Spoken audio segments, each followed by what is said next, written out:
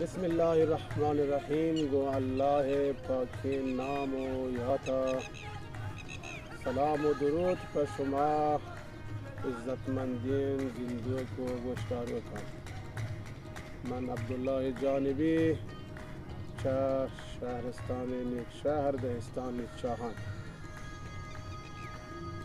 دیگه بهری چه برنامه بلوچی شعری بطلا شما حضور پیشه مروچگیم بطل برنامه شین.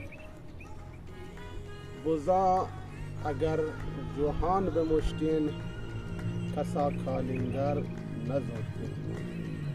بزان اگر جوهان بمشتین کسا کالینگر نزدین.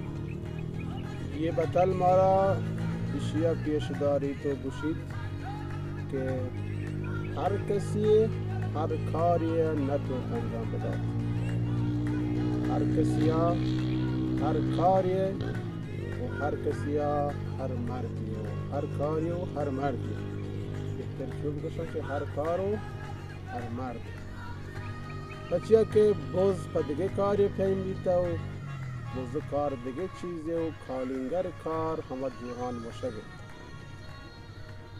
بزا اگر جوهان بمشتین کسا کالینگر نزورتین.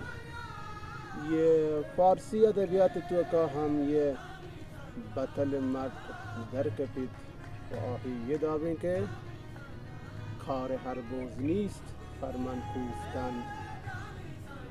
گاو نرمی خواهد و مرد کهن.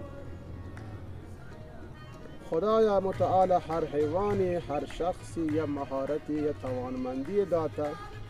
همیشه که بز کار دیگه کاریه و کالینگر کار هم دیگه کاریه. جوهان مشگا مارا کالینگر نیازه. بز دیگه کاری استفاده بید. اشی مارا همه چیزا پیش داره. و دیگه برنامه و دیگه پروگرامی الله باوته.